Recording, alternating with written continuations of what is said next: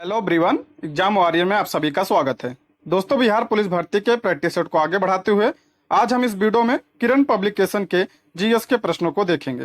दोस्तों, इस वीडियो में हम जीके जीएस के प्रश्न को ही देखेंगे, बाकी और सब्जेक्ट के जो प्रश्न हैं उसको हम अलग वीडियो में कवर करेंगे। तो चलिए शुरू करते हैं। आज का हमारा पहला प्रश्न है, बिरजू महाराज प्रख्यात हैं, तो इसका राइट आंसर हो जाएगा ऑप्शन 4, कथक के लिए प्रसिद्ध हैं बिरजू महाराज।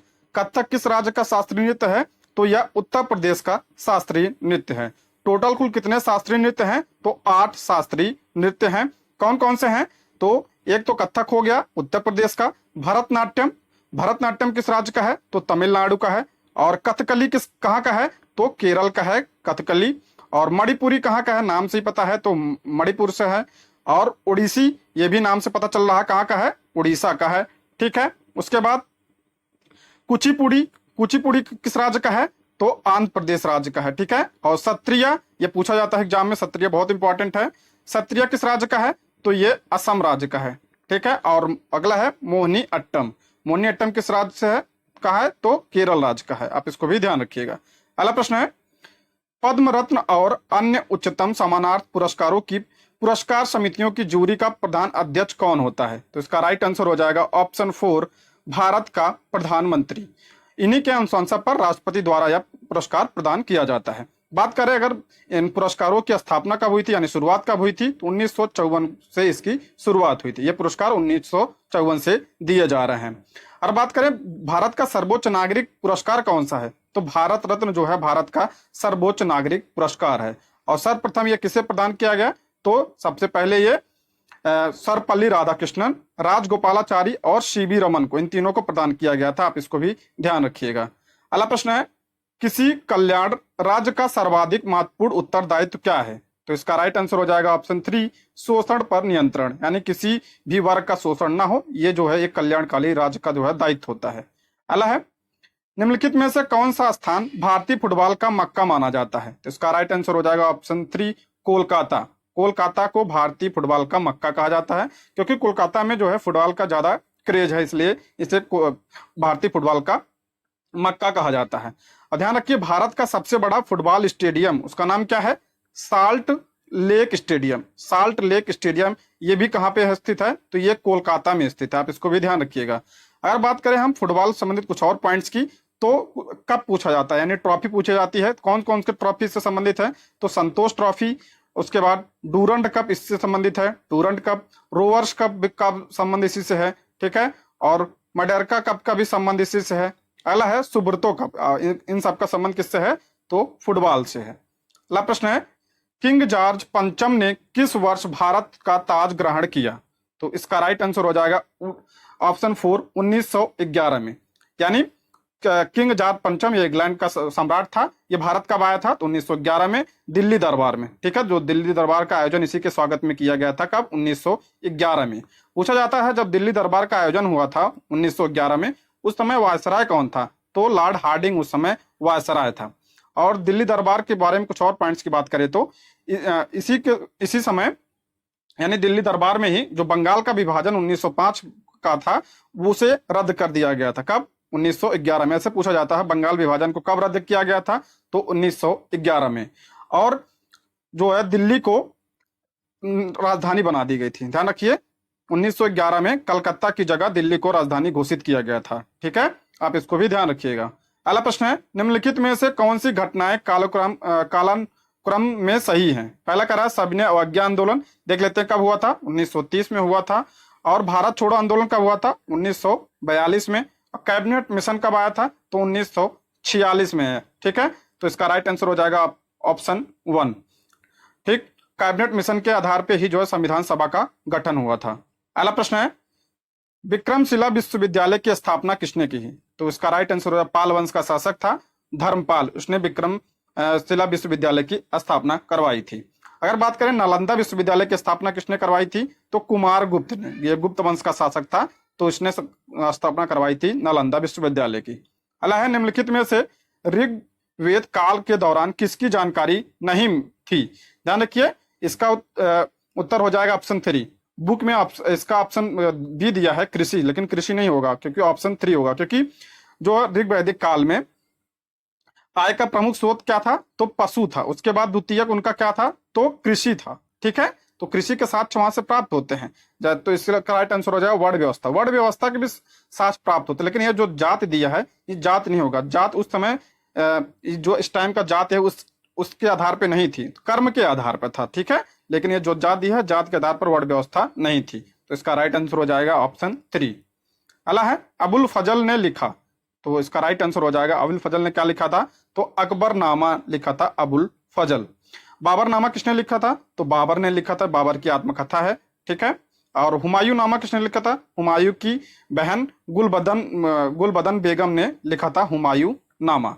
ठीक है, और आलमगीर नामा कौन लिखा था? तो मिर्जा मोहम्मद काजिंद ने लिखा था। कौन? मिर्जा मोहम्मद काजिंद ने या लिखा था आलमगीर नामा। अगला प्रश्न है भक्ति संतों में निम्न में कौन सर्वाधिक उत्कृष्ट थे? तो इसका राइट आंसर हो जाएगा ऑप्शन सी, कबीर।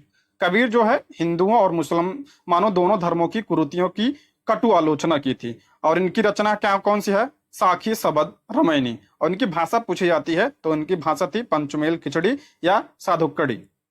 अगला प्रश्न है निम्नलिखित, एक प्रश्न और पूछा जाता है, जो ये कबीर थे, कबीर किसके समकालीन थे? तो ये सिकंदर लोदी के समकालीन थे। आप इसको भी ध्यान रखिएगा। ठीक है, अगला प्रश्न है निम्नलिखित में से कौन सा कार्य मनुष्य द्वारा किया जाने वाला जो पारिस्थितिकी संतुलन में बाधा डालता है? तो इसका राइट आंसर हो जाएगा ऑप्शन 3, लकड़ी काटना। यानी जब लकड़ी काटेंगे तो पर्यावरण का जो ह्रास होगा। तो इसका राइट आंसर हो जाएगा ऑप्शन 3। अगला प्रश्न है भारत रत्न को सर्वप्रथम पाने वाला कौन था? ध्यान रखिए 1954 में 3 लोगों को मिला था भारत रत्न, लेकिन सबसे पहले किसे मिला था? डॉक्टर सर्वपल्ली राधाकृष्णन को। ठीक है, अगला प्रश्न है बिहार एवं उत्तर प्रदेश राज्यों की संयुक्त सिंचाई परियोजना है। तो इसका राइट आंसर हो जाएगा ऑप्शन 4, गंडक परियोजना। ये बिहार एवं उत्तर प्रदेश राज्यों की संयुक्त सिंचाई परियोजना है। बात करें गंडक नदी की, तो यह गंगा की सहायक नदी है। ठीक है, गंगा की सहायक नदी है अगला है भारत और पाकिस्तान के बीच अंतरराष्ट्रीय सीमा किसके द्वारा सीमांकित की गई? तो इसका राइट आंसर हो जाएगा भारत, यानी पूछा है भारत और पाकिस्तान के बीच कौन सी रेखा है? तो इसका राइट आंसर हो जाएगा ऑप्शन 3, रेड क्लिफ लाइन। और मैकमोहन रेखा किसके है? भारत और चीन के बीच में है। और डूरन रेखा किसके? भारत और अफगानिस्तान के बीच में है। और मैगी नोट रेखा किसके बीच में है? तो ये फ्रांस एवं जर्मनी के बीच में है। फ्रांस और जर्मनी के बीच में, या इसको भी ध्यान रखिएगा। अगला प्रश्न है राष्ट्रीय पोषण संस्थान एक अनुसंधान संस्थान है जो इस राज्य में स्थित है। वैसे ये हैदराबाद में है ये, लेकिन तो इसका राइट आंसर हो जाएगा ऑप्शन है हैदराबाद। अब तो तेलंगाना में हो गया, लेकिन अब इसके अकॉर्डिंग ऑप्शन ए। अगला है भारत में पनडुब्बी में जल यात्रा करने वाले पहले राष्ट्रपति कौन थे? तो इसका राइट आंसर हो जाएगा option 2, doctor APJ Abdul Kalam. Doctor APJ Abdul Kalam को मिसाइल मैन ऑफ इंडिया भी कहा जाता है, और ये 2002 में राष्ट्रपति बने थे, भारत के 11वें राष्ट्रपति बने थे। आप इसको भी ध्यान रखिएगा। अगला प्रश्न है माइका खान पाया जाता है, माइका मतलब होता है अभ्रक, ये कहाँ पाया जाता है? तो ऑप्शन बी, कोडरमा। कोडरमा कहाँ है? तो ये झारखंड राज्य में है। आप इसको भी ध्यान रखिएगा। अगला प्रश्न है एनी बेसेंट मूलतः नागरिक थी। तो इसका राइट आंसर हो जाएगा ऑप्शन ए, ब्रिटिश नागरिक थी। ध्यान रखिए इनका जन्म ब्रिटिश में हुआ था, और इनकी जो पिता थे ब्रिटिश थे, और इनकी जो माता थी वो क्या कहते हैं आयरिश थी। आप इसको ध्यान रखिएगा। और एक बात एनी बेसेंट के बारे में और पूछा जाता है कि कांग्रेस की प्रथम महिला अध्यक्ष कौन थी? तो कांग्रेस की प्रथम महिला अध्यक्ष थी एनी बेसेंट। इन्होंने 1917 के कलकत्ता अधिवेशन की अध्यक्षता की थी। आप इसको ध्यान रखिएगा। और एक प्रश्न और बनता है इससे अध्यक्षता से कि कांग्रेस की पहली भारतीय महिला अध्यक्ष कौन थी? तो सरोजिनी नायडू। सरोजिनी नायडू पहली भारतीय महिला थी जो 1925 के कानपुर अधिवेशन की अध्यक्षता की थी। आप इन दोनों को ध्यान रखिएगा। अगला प्रश्न है निम्न में कौन सा विद्रोह सीधो तथा कानून से संबंधित है? तो इसका राइट आंसर हो जाए संथाल विद्रोह। संथाल विद्रोह 1855-56 में हुआ था, और इसका नेतृत्व किसने किया था? तो सिंधु एवं कानून ने इसका नेतृत्व किया था। अगला प्रश्न है संसद के पहले घंटे का बैठक आमतौर पर प्रश्नों को पूछने के लिए रहता है, इसे क्या कहा जाता है? तो इसे प्रश्नकाल कहा जाता है। आप इसको ध्यान रखिए। अगला प्रश्न है काजीरंगा नेशनल पार्क कहाँ स्थित है? मोस्ट इंपॉर्टेंट प्रश्न है। तो इसका राइट आंसर हो जाएगा option A, Kaziranga national park जो है ये असम राज्य में स्थित है, और ये एक सींग वाले गैंडे के लिए भी प्रसिद्ध है। बात करें अगर असम में और राष्ट्रीय उद्यान की, कौन कौन से आप नोट कर लीजिएगा। मानस, नामेरी, डिब्रू सखोवा, ओरंग नेशनल पार्क, देही पटकई और रायमोना यहाँ के नेशनल पार्क हैं। दोस्तों यदि आप हमारे चैनल पर नए हैं तो प्लीज चैनल को सब्सक्राइब करें। यदि आपको वीडियो पसंद आती है तो लाइक शेयर और कमेंट भी करें। और अगर आप इसका पीडीएफ चाहते हैं तो ज्वाइन कीजिए हमारे टेलीग्राम चैनल को, जिसका लिंक आपको डिस्क्रिप्शन बॉक्स या कमेंट बॉक्स में मिल जाएगा। अगला है, पार्लियामेंट्री सिस्टम में कार्यकारी किसके प्रति जिम्मेदार होता है? यानी पूछ रहा है कि जो संसदीय प्रणाली है उसमें जो ये कार्यकाली मतलब हो जाएगा मंत्रिपरिषद। ठीक है, मंत्रिपरिषद किसके प्रति जो जिम्मेदार होता है? तो इसका राइट आंसर हो जाएगा ऑप्शन 3, लोकसभा के प्रति। अगला प्रश्न है, वह कौन सा विख्यात दक्षिणी हिंदू राजा था जिसने बंगाल की खाड़ी को पार कर सुमात्रा, जावा और मलेशिया में कई राज्यों पर विजय प्राप्त की?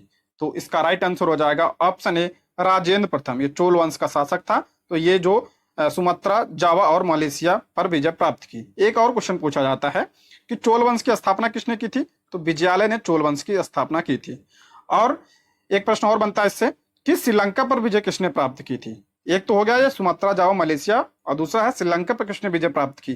तो उसका राइट आंसर हो जाएगा राज प्रथम। कौन? राज जो है प्रथम जो है श्रीलंका पर विजय प्राप्त की थी। अगला प्रश्न है, एडोल्फ हिटलर की आत्मकथा मेन कैम्प मूल रूप से निम्नलिखित में किस भाषा में लिखी गई? मेन इंपॉर्टेंट यह है कि एडोल्फ हिटलर की जो आत्मकथा उसका नाम क्या है? Main camp. तो इसका राइट आंसर हो जाए ऑप्शन 3, जर्मनी भाषा में। अगला प्रश्न है, वायुमंडलीय पवन को अस्थायी पवन भी कहा जाता है। आप इसको ध्यान रखिए, अस्थायी पवन। बुक में आंसर गलत दिया है, तो इसका राइट आंसर हो जाएगा कभी अपनी दिशा नहीं बदलती है। भूमंडलीय पवन यानी अस्थायी पवन में कौन कौन से पवनें आती हैं? पछुआ पवन, पूर्वी पवन और ध्रुवी पवन इसमें आती हैं। अगला प्रश्न है, निम्नलिखित किस स्थान पर नव प्रस्तर युग और ताम्र प्रस्तर युग के अनेक अवशेष उत्खनन में प्राप्त हुए हैं? तो इसका राइट आंसर हो जाए ऑप्शन ए, चिरात। चिरात कहाँ पे? बिहार राज्य में है ये। अगला प्रश्न है, अजमेर का नाम सूफी संत डैश के साथ जुड़ा है? किसके साथ जुड़ा है? तो मोइनुद्दीन चिश्ती के साथ यह जुड़ा है, और मोइनुद्दीन चिश्ती की दरगाह अजमेर में है। और ध्यान रखिए, और ये भारत में चिश्ती संप्रदाय यानी चिश्ती सिलसिले के संस्थापक थे। अगला प्रश्न है, निम्नलिखित में से किन्हें भारत में सफेद क्रांति का जनक कहा जाता है? यानी श्वेत क्रांति का जनक किसे कहा जाता है? तो वर्गीज कुरियन को श्वेत क्रांति का जनक कहा जाता है। और श्वेत क्रांति किससे संबंधित था? तो दुग्ध उत्पादन से यह संबंधित था। आप इसको ध्यान रखिए, किससे था? दुग्ध उत्पादन से। बात करें अगर हरित क्रांति की, भारत में हरित क्रांति के जनक किसे माना जाता है? तो MS स्वामीनाथन को भारत में हरित क्रांति का जनक माना जाता है। अगला है, निम्नलिखित में से कौन सा सबसे चमकदार ग्रह है? तो इसका राइट आंसर हो जाएगा ऑप्शन बी, शुक्र सबसे चमकदार ग्रह है। और शुक्र को भोर का तारा और शाम का तारा भी कहा जाता है, यानी सुबह का तारा और शाम का तारा किसे कहा जाता है? तो शुक्र ग्रह को। और इसे पृथ्वी का जुड़वा वाहन भी कहा जाता है। बात करें अगर हम बुध की, तो ये सूर्य के सबसे नजदीक ग्रह है। मंगल ग्रह, इसे लाल ग्रह के नाम से जानते हैं। बृहस्पति का ग्रह, तो ये सौरमंडल का सबसे बड़ा ग्रह है। अगला है, सरकार के विभिन्न विभागों के क्रियाकलापों का अनुमोदन कौन करता है? तो इसका राइट आंसर हो जाएगा ऑप्शन 4, इनमें से कोई नहीं। इसका अनुमोदन कौन करता है? तो विधानसभा या लोकसभा। अगला है, हेलेंसिकी किसकी राजधानी है? तो इसका राइट आंसर हो जाएगा हेलेंसिकी किसकी राजधानी है? तो इसका राइट आंसर हो जाएगा ऑप्शन 4, फिनलैंड की राजधानी है हेलेंसिकी। नॉर्वे की राजधानी क्या है? नॉर्वे की राजधानी क्या है? ओस्लो। ठीक है, ओस्लो जो है नॉर्वे की राजधानी है। और स्वीडन की राजधानी क्या है? तो स्वीडन की राजधानी है स्टॉकहोम। क्या है? स्टॉकहोम स्वीडन की राजधानी है। और डेनमार्क की राजधानी क्या है? कोपहेगन। क्या है? कोपहेगन जो है ये डेनमार्क की राजधानी है। अगला प्रश्न है, निम्नलिखित में से किस वेद में कर्मकांड और बलिका वर्णन मिलता है? मोस्ट इंपॉर्टेंट प्रश्न है, तो इसका राइट आंसर हो जाएगा ऑप्शन 3, यजुर्वेद में कर्मकांड और बलिका वर्णन मिलता है, इसलिए इसे कर्मकांडी वेद भी कहा जाता है। और ये गद्य एवं पद दोनों में है। टोटल कुल कितने वेद हैं? तो 4 वेद हैं। कौन कौन से? यजुर्वेद सबसे पुराना वेद है, और यजुर्वेद में पूछा जाता है कितने मंडल हैं? तो 10 मंडल हैं। और उसके बाद यजुर्वेद, उसके बाद सामवेद, उसके बाद अथर्ववेद। अगला है, देश में पहली बार राजनीतिक जांच आयोग का गठन किस राज्य में हुआ था? तो इसका राइट आंसर हो जाएगा ऑप्शन बी, बिहार राज्य में इसका गठन हुआ था। 1967 में इसका गठन किया गया था पहली बार। अगला है, विश्व की सबसे बड़ी झील कौन सी है? तो इसका राइट आंसर हो जाएगा ऑप्शन 3, कैस्पियन सागर विश्व की सबसे बड़ी झील है। ध्यान रखिए, यह खारे पानी की है। अगर पूछा जाए मीठे पानी की सबसे बड़ी झील कौन सी है, तो बैकाल झील मीठे पानी की सबसे बड़ी झील है। बैकाल झील कहाँ है? तो रूस में है ये। ठीक है, एक प्रश्न और बनता है कि कैस्पियन सागर की सीमा कितने राज्यों से लगती है? तो 5 राज्यों से लगती है। किस किससे? तुर्कमेनिस्तान से लगती है, कजाकिस्तान से लगती है, अजरबैजान से लगती है, रूस से लगती है और ईरान से लगती है। ठीक है, 5 देशों से लगती है इसकी सीमा। अब मैंने बता दिया सबसे बड़ी जो झील कौन सी है, कैस्पियन सागर। अगर पूछा जाए भारत की सबसे बड़ी झील कौन सी है, तो चिल्का चिल्का झील जो है भारत की सबसे बड़ी झील है। अगला प्रश्न है, डूरंड लाइन किन देशों की संयुक्त सीमा है? तो इसका राइट आंसर हो जाएगा भारत और अफगानिस्तान। तो ऑप्शन 4 इसका राइट आंसर हो जाएगा, भारत और अफगानिस्तान के बीच है डूरंड रेखा। अगला है, मानव विकास के संगठक कौन है? तो इसका राइट आंसर हो जाएगा दीर्घ एवं स्वस्थ जीवन, शिक्षा, उपयोग एवं जीवन दशा यानी जीवन प्रत्याशा। तो इसका राइट आंसर हो जाएगा ऑप्शन 4 उपयुक्त तीनों। अगला है, लोकनायक के नाम से किसे जाना जाता है? तो आप सभी को पता है, तो इसका राइट आंसर हो जाएगा ऑप्शन 3 जयप्रकाश नारायण को लोकनायक के नाम से जाना जाता है।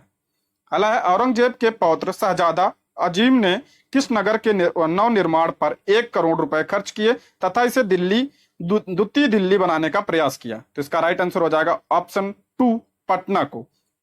किसने? यह औरंगजेब का पौत्र था शहजादा अजीम।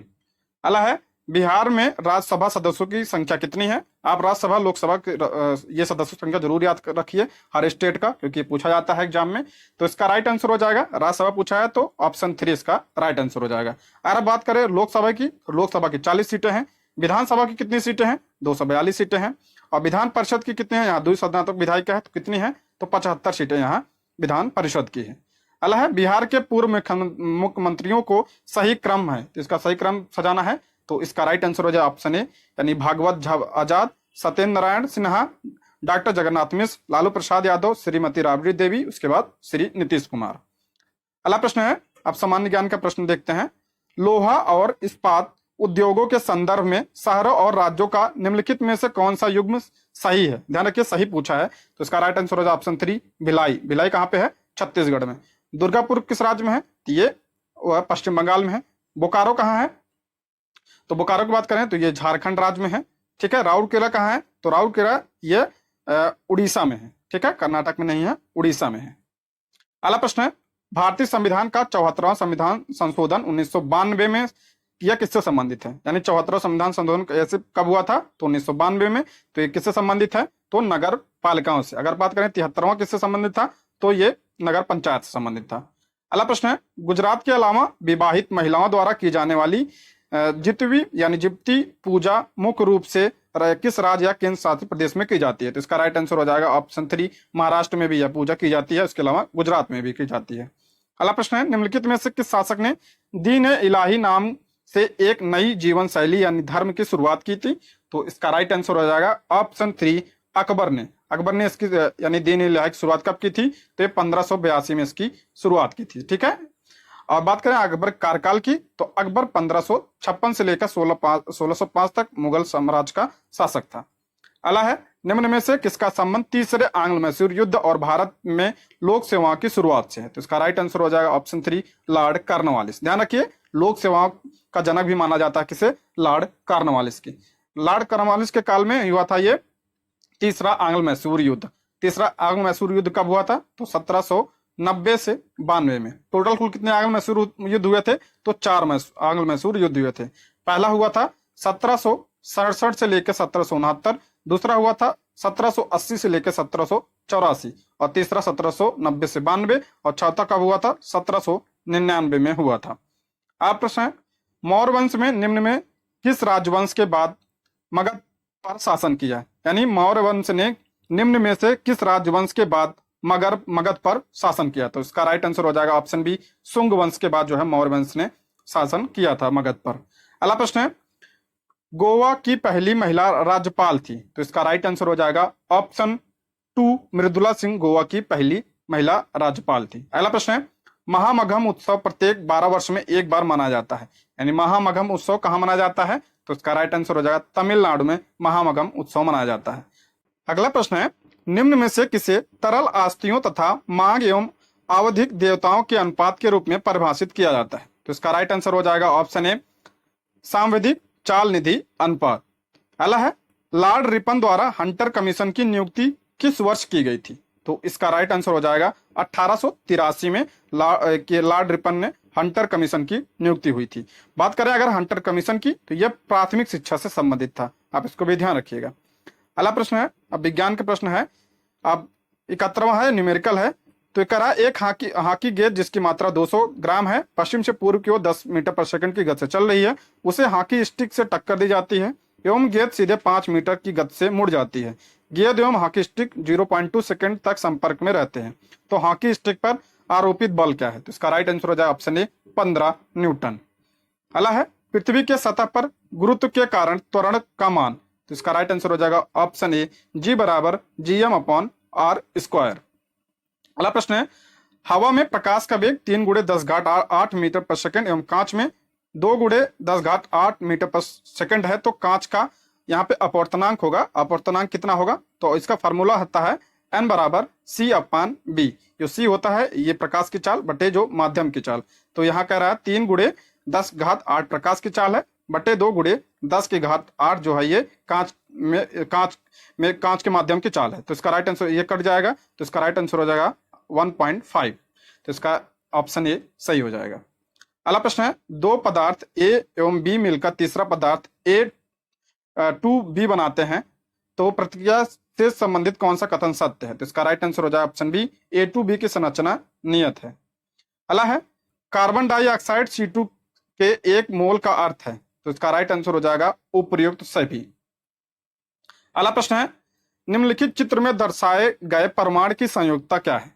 ध्यान रखिए, बाहरी कक्षा में जो इलेक्ट्रॉनों की संख्या होती है वही संयोजकता होती है, तो कितने हैं? 1 2 3, तो इसकी संयोजकता कितनी हो जाएगी? 3। तो इसका राइट आंसर हो जाएगा ऑप्शन 3। अगला प्रश्न है, निम्न में कौन विरंजक चूड़ पर हाइड्रोक्लोरिक अम्ल की संतुलित समीकरण में रासायनिक प्रतिक्रिया दर्शाता है? तो इसका राइट आंसर हो जाएगा ऑप्शन ए। अगला है, निम्नलिखित में से सबसे ज्यादा अणुओं की संख्या होगी, तो इसका राइट आंसर हो जाएगा ऑप्शन 4, हाइड्रोजन का 1 ग्राम में सबसे ज्यादा अणुओं की संख्या होगी। अगला प्रश्न है, वर्णांतः व्यक्ति निम्नलिखित में से किन रंगों में अंतर नहीं कर पाते हैं? तो इसका राइट आंसर हो जाएगा ऑप्शन 3, लाल और हरा में जो वर्णांत व्यक्ति होता है वो अंतर नहीं कर पाता है। अगला प्रश्न है, एथलीट निम्नलिखित में से किसका लाभ उठाने के लिए लंबी कूद यानी लॉन्ग जंप से पहले दौड़ता है? तो इसका राइट आंसर हो जाएगा ऑप्शन ए, गति का जड़त्व। गति का जड़त्व नियम किसने दिया था? न्यूटन का पहला नियम है ये। अगला प्रश्न है, मानव शरीर में सबसे छोटी ग्रंथि कौन सी है? तो इसका राइट आंसर हो जाएगा ऑप्शन 4, पिट्यूटरी ग्रंथि मानव शरीर की सबसे बड़ी ग्रंथि है। अगर सॉरी छोटी ग्रंथि है, अगर बड़ी ग्रंथ पूछा जाए तो यकृत जो है मानव शरीर की सबसे बड़ी ग्रंथ है। अगला है, जब नींबू के रस को खाने के सोडे पर डाला जाता है तब उसे तेज उत्फुल्लन होता है, क्योंकि उसमें उत्पन्न होती कौन सी गैस उत्पन्न होती है? तो इसका राइट आंसर हो जाएगा ऑप्शन 3, कार्बन डाइऑक्साइड। अगला प्रश्न है, रॉकेट किस सिद्धांत पर कार्य करता है? तो न्यूटन के तीसरे नियम पर यह कार्य करता है, न्यूटन का तीसरा क्रिया यानी क्रिया प्रतिक्रिया का नियम। अगला प्रश्न है, सोने यानी स्वर्ण पर बिजली से मुलम्मा करने के लिए प्रयुक्त किए जाने वाला विद्युत लेपन होता है, तो इसका राइट आंसर हो जाएगा पोटेशियम और साइनाइड। अगला है, लाल चींटियों में निम्नलिखित में से कौन सा अम्ल होता है? आप सभी को पता है, तो इसका राइट आंसर हो जाएगा ऑप्शन 4, फॉर्मिक अम्ल होता है लाल चींटियों में। अगला है, जब एक ऊर्ध्वाधर वृत्त में एक बाल्टी पानी को झुलाया जाता है तब पानी ऊपरी भाग से नीचे नहीं गिरता, उस समय वेग कितना होता है, कितना होगा? तो इसका राइट आंसर हो जाएगा ऑप्शन बी, बाल्टी में वर्तमान पानी की मात्रा को ध्यान में न रखते हुए कुछ न्यूनतम कपाट के ऊपर। अगला प्रश्न है, हीमोग्लोबिन एक ऐसा श्वसन वर्धक है जो निम्नलिखित में से लार्वा के अलावा सभी रज्जुकी में पाया जाता है, तो इसका राइट आंसर हो जाएगा ऑप्शन ई, ईल मछली। अगला है, एक परमाणु के 19 प्रोटॉन और 20 न्यूट्रॉन है, उसकी द्रव्यमान संख्या क्या होगी?